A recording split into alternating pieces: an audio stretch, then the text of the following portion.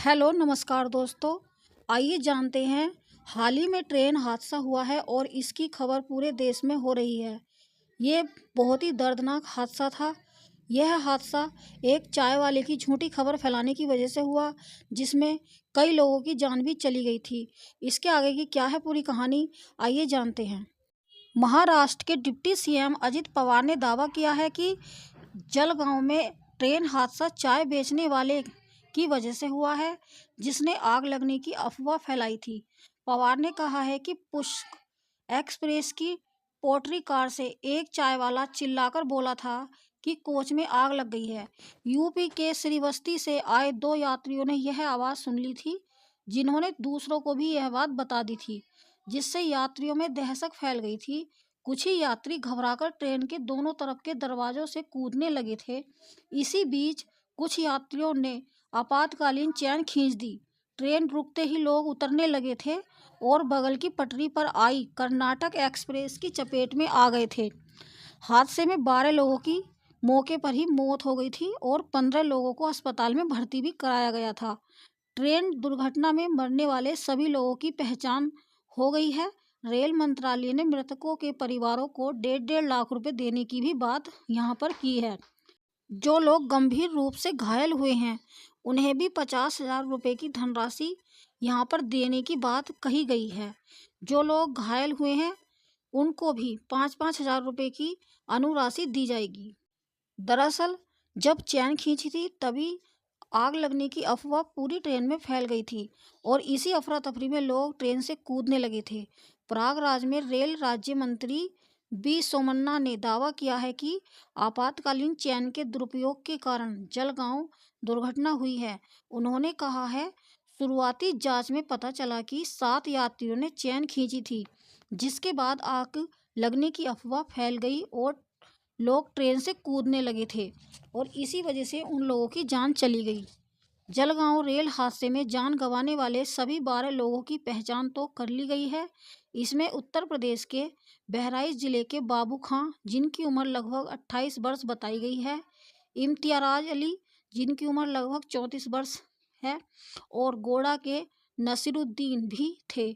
जिनके अलावा 7 नेपाली नागरिकों को भी हादसे में जान गंवाने की बात यहाँ पर बताई गई है।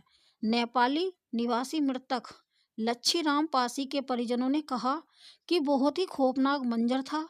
रेल की पटरी पर छत बिछत शवों के बीच से उनके कटे अंगों की पहचान करना गहरे सदमे को बर्दाश्त करने जैसा था। हादसे में बच गए रेल यात्री शौकत अली ने बताया है, हमें 2 ट्रेनों के बीच छोटी सी जगह मिल गई थी। जब हम एक दूसरे को पकड़कर वहीं पर लेट गए और हमारी जान बच पाई। समझ में नहीं आ रहा था कि हम बच कैसे गए। उन लोगों के पास से ट्रेन गुजरी, लेकिन वो लोग एक दूसरे को पकड़ के आपस में वहीं पर छोटी सी जगह में लेट गए, जिससे इन दोनों की जान बच पाई। रेलवे के 5 अधिकारियों की टीम ने जलगांव हादसे की जांच शुरू कर दी। उधर रेलवे के एक अधिकारी ने कहा है कि आग लगने की अफवाह के बाद पुष्क एक्सप्रेस के बीच चैन खींचकर रोके जाने के करीब 20 मिनट बाद कर्नाटक एक्सप्रेस वहां पर पहुंची थी। ऐसे में एक्सप्रेस वे से नीचे उतरे लोगों के पास सुरक्षित स्थान पर जाने के लिए समय था, लेकिन लोग वहीं पर खड़े हो गए थे। पुष्क एक्सप्रेस को महजी और परधाणे के बीच 4:45 रोका गया था, जबकि कर्नाटक एक्सप्रेस वहां पर 5:05 पर पहुंची थी। घटना के बाद यात्रियों को ओर से बनाए गए कई वीडियो भी इसकी पुष्टि करते हैं।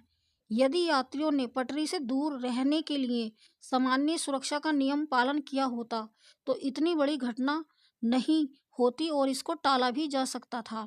पुष्क एक्सप्रेस के कई यात्रियों ने दावा किया है कि आग लगने की अफवाह के बाद उनके पटरी पर उतरने के बाद ही कर्नाटक एक्सप्रेस आ गई थी, जिसमें लोगों को बचने का मौका नहीं मिला है।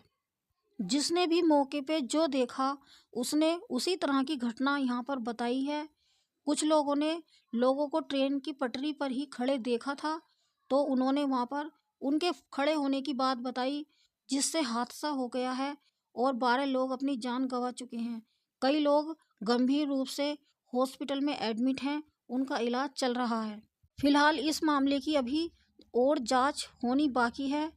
रेल मंत्रालय की तरफ से इसकी पूरी छानबीन की जा रही है और जो भी इसमें दोषी पाया गया है उसको भी सजा की बात बताई गई है। लेकिन आग लगने की अफवाह चाय वाले की वजह से फैली थी। उसकी झूठी अफवाह की वजह से लोगों के बीच अफरा तफरी मच गई थी। इसी वजह से लोग पटरी पर ही उतरकर भागने लगे थे। एक छोटी सी गलतफहमी बहुत बड़े हादसे का रूप ले सकती है। इस वीडियो में इतना ही। जय हिंद, जय भारत।